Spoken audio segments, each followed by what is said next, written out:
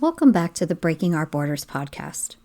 In today's episode, I will discuss what anxiety, depression, and hypervigilance are, how they have impacted my life, how they impact children and adults who have experienced childhood trauma, how they create borders in our minds, and how we can cope with all three.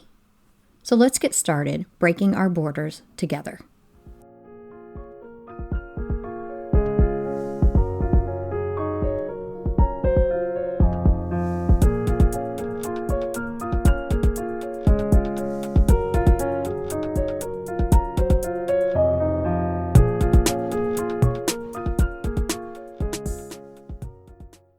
Hi, I'm Dr. Michelle Border, and today I'm going to talk about what causes anxiety, depression, and hypervigilance, and how to improve your life if you have them. I'm going to start with how anxiety, depression, and hypervigilance happen if you lived with childhood trauma. Living in a traumatic and chaotic home due to abuse or neglect causes a child to always be on alert, waiting for the monster to come out. This constant alertness causes hypervigilance.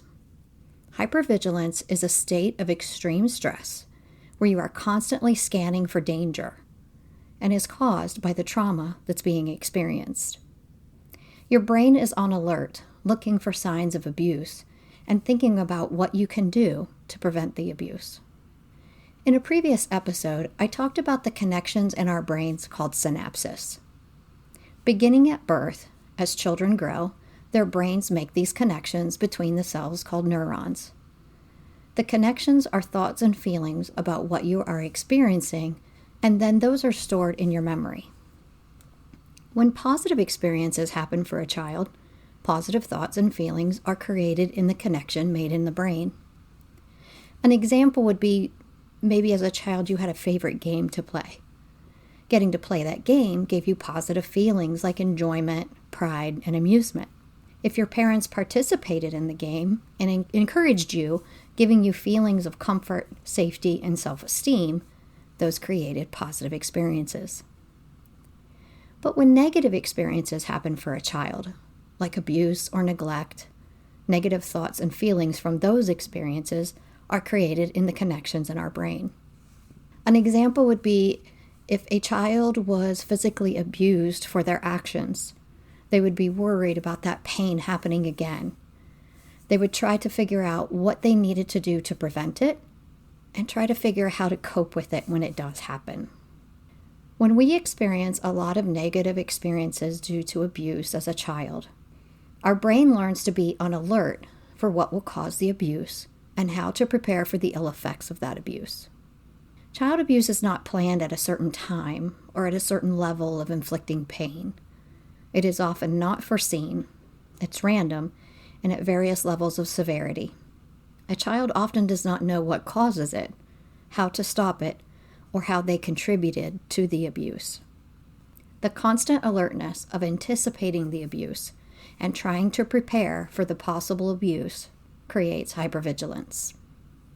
Anxiety is an excessive and persistent worry, fear, or unease that something will happen. Anxiety is created when someone has experienced hypervigilance. Hypervigilance is the action of the brain scanning for the danger, but anxiety is the feelings created from the experience of hypervigilance.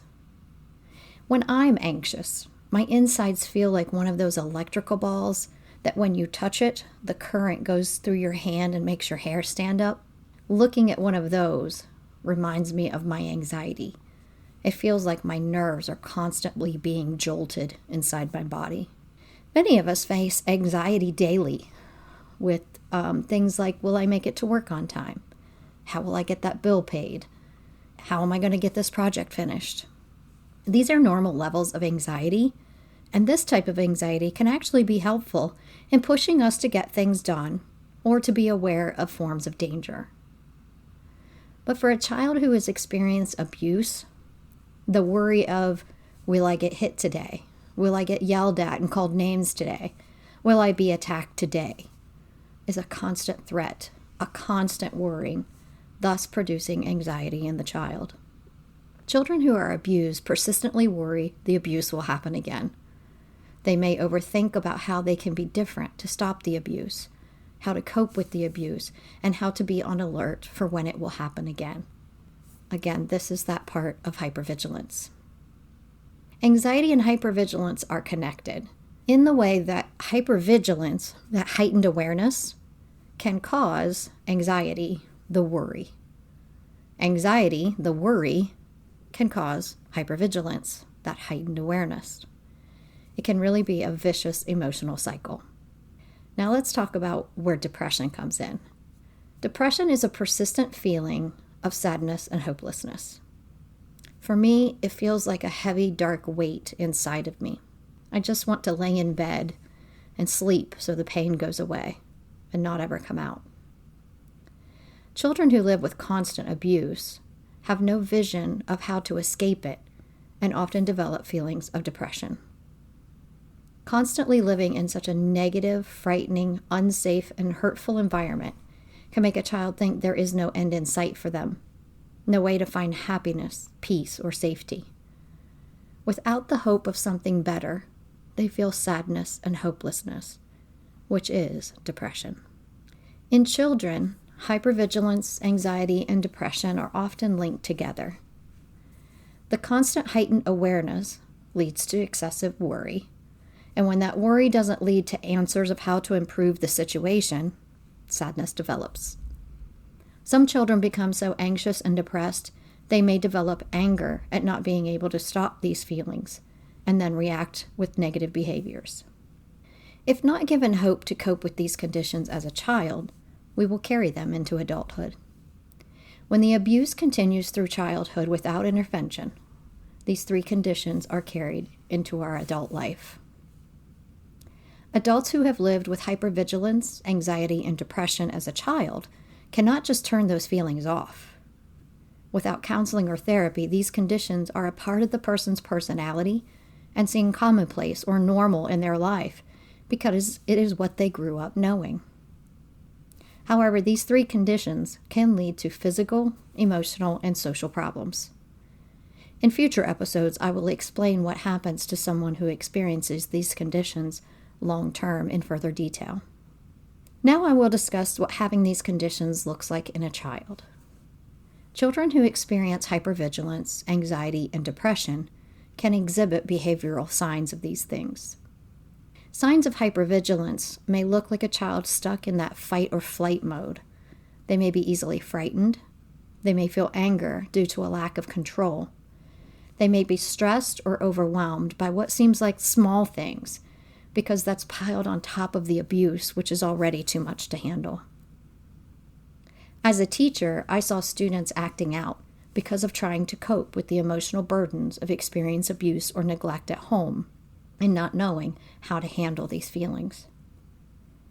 Signs of anxiety look a lot like hypervigilance. A child who has experienced anxiety may seem stressed, excessively quiet, distracted, overwhelmed by challenging situations, and express anger in situations where it isn't called for. Signs of depression will be signs of sadness. They may be extra quiet. They may have strong emotional reactions because they don't know how to handle these feelings, or again, show anger. What does this mean for us as adults? Well, when we become adults, these feelings do not vanish just because we reach a certain age. We can get stuck at an emotional developmental level, which I discussed in an earlier episode, due to the abuse keeping us from developing in a healthy way. We get stuck with unhealthy coping mechanisms and do not know how to grow emotionally. This can impact our adult relationships and our self-views. The borders that are created in our mind actually come from the abuse or the neglect.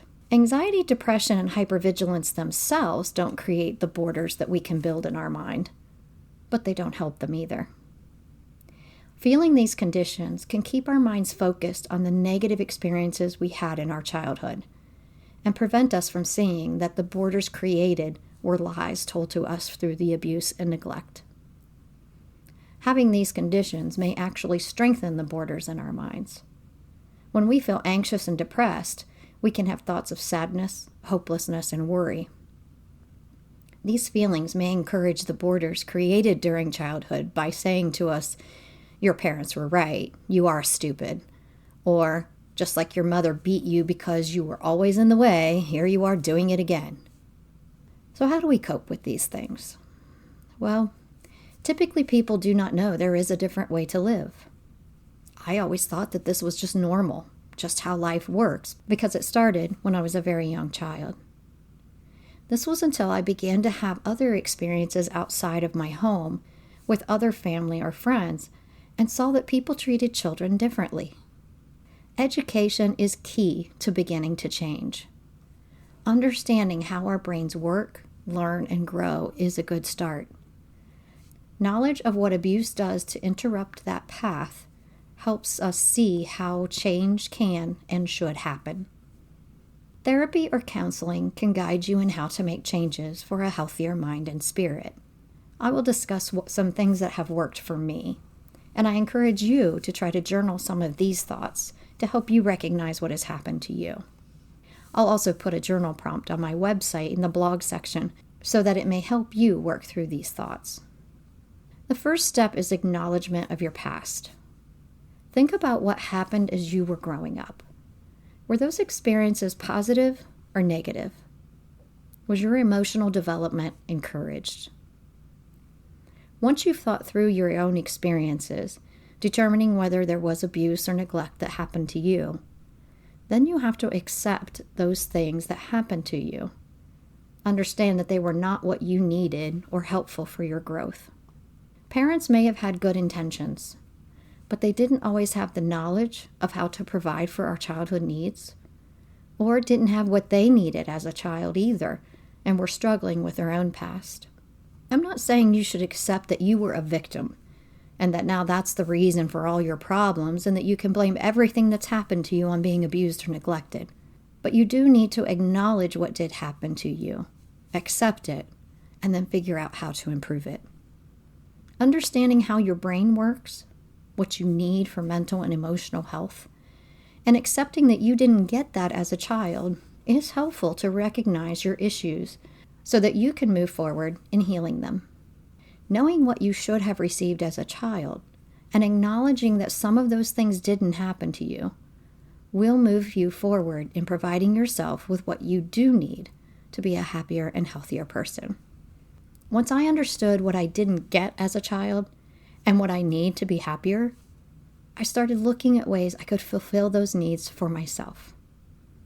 Some things that have helped in my healing journey are positive relationships with people who are supportive and encouraging in my journey, finding things I enjoy to do, either by myself or with others, that bring me happiness and confidence, and learning how to improve my feelings and break down the borders in my own mind about myself have helped me move past the hypervigilance, anxiety, and depression.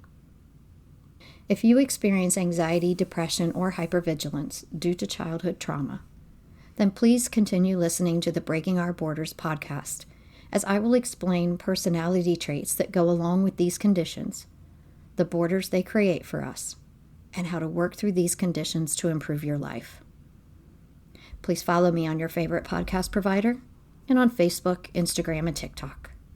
Thanks for joining me today.